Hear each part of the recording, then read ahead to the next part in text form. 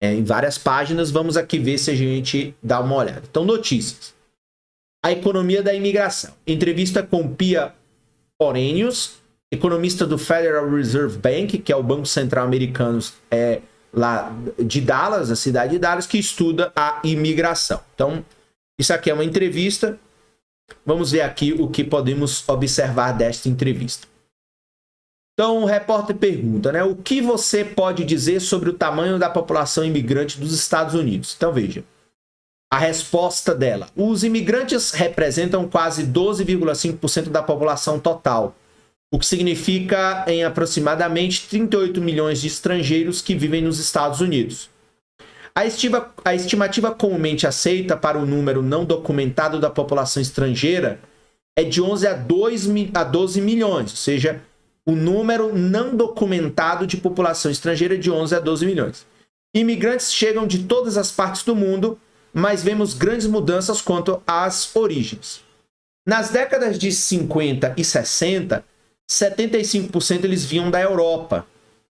Hoje, cerca de 80% são da América Latina e da Ásia.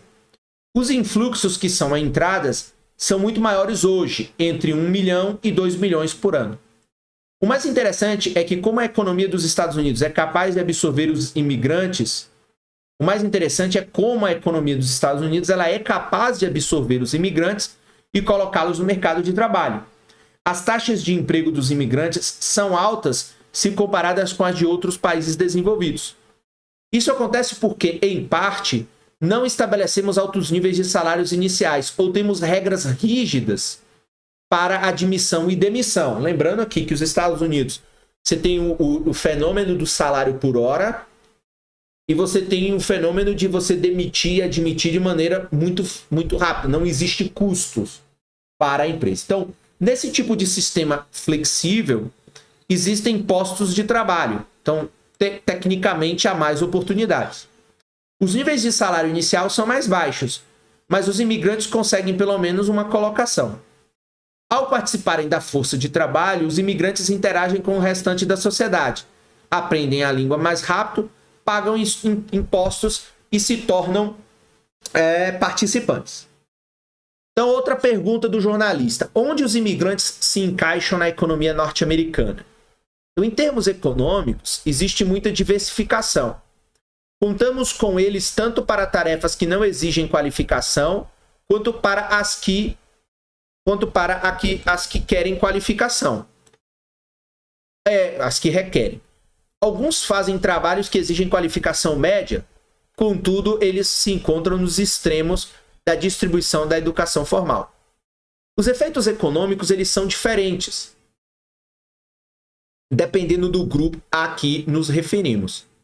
Existe um grupo extremamente notável de imigrantes altamente especializados que preenchem vagas importantes de alto nível nas áreas de tecnologia, ciência e pesquisa.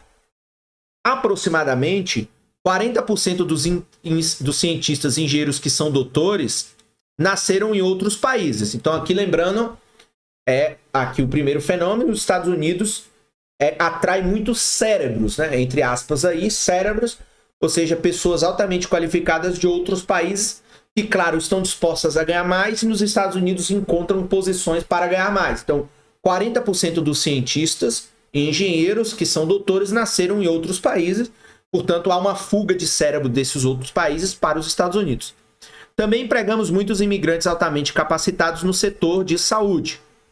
A imigração altamente qualificada tem efeitos econômicos positivos, porque contribui para o crescimento do PIB. Além disso, também tem efeitos fiscais benéficos, né? O impacto nas finanças públicas é grande e positivo, né? Mais impostos e por aí vai. As pessoas tendem a se concentrar na imigração ilegal. As pessoas tendem a se concentrar na imigração ilegal ou de baixa qualificação quando discutem sobre o assunto.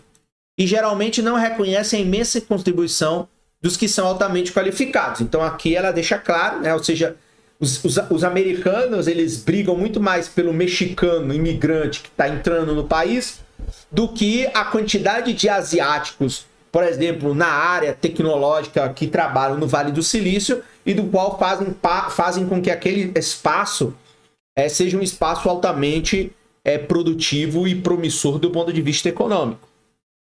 E aí se esquecem que muitos deles são estrangeiros. E aqueles que não têm qualificação?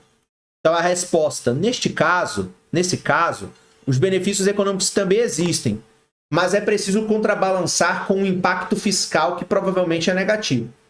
O que torna o aspecto fiscal mais difícil é a distribuição do ônus. Então, o governo federal retém grande parte da receita dos imigrantes que trabalham e retém encargos trabalhistas na fonte.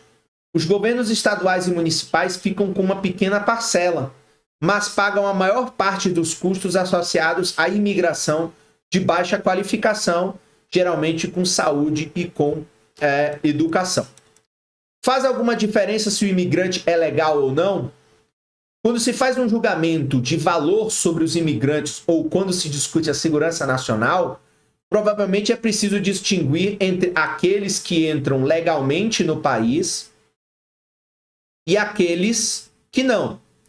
Sob a perspectiva econômica, entretanto, faz mais sentido diferenciar entre imigrantes com níveis de qualificação do que na situação legal. Os benefícios econômicos daqueles com baixa qualificação não irão depender de como eles entram nos Estados Unidos. Os imigrantes ilegais talvez paguem menos impostos, mas têm direito a poucos benefícios. Então, o fato de ser ilegal não significa que o impacto fiscal seja pior. Na verdade, o imigrante ilegal com baixa qualificação pode gerar menos ônus fiscal que o legal porque não se habilita para a maioria dos benefícios. Então, isso aí é preciso considerar. Pergunta do repórter: de que maneira a imigração afeta os empregos e os ganhos daqueles que nasceram nos Estados Unidos? Consideramos muito esse aspecto. Por exemplo, como exatamente a imigração vem afetando os salários dos norte-americanos, especialmente aqueles de baixa qualificação que não têm o ensino médio. O motivo por que nos preocupamos com isso é que os salários reais realmente eles vêm caindo nos últimos 25 anos, porque para os trabalhadores norte-americanos com baixa qualificação. Então, claro que quando você tem uma imigração muito grande de uma quantidade de trabalhadores sem qualificação, isso faz com que os trabalhadores nativos com baixa qualificação também passem a ganhar menos. Os estudos tendem a mostrar que nem todo esse declínio resulta do influxo de imigrantes. O consenso parece ser de que os salários estão entre 1% e 3% menores atualmente por causa da imigração. Alguns estudiosos encontram efeitos maiores para os trabalhadores com baixa qualificação.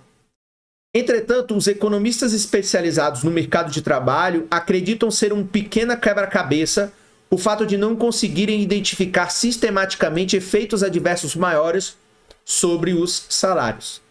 A razão pode ser a forma como a economia se ajusta constantemente ao influxo de imigrantes. Então, considerando o aspecto geográfico, por exemplo, o grande influxo de imigrantes para uma área tende a incentivar um influxo de capital para colocá-los no mercado. Então, existe um deslocamento na oferta de mão de obra, mas também existe o deslocamento da demanda e os efeitos dos salários eles são melhorados. Então, essa aqui é uma notícia, né, uma entrevista de 2006, né, publicada numa revista americana, né, Southwest Economy, uma entrevista aí com uma representante do Banco Central dos Estados Unidos. Ok? Então aí mais uma notícia, que nós já vimos a tabela 2.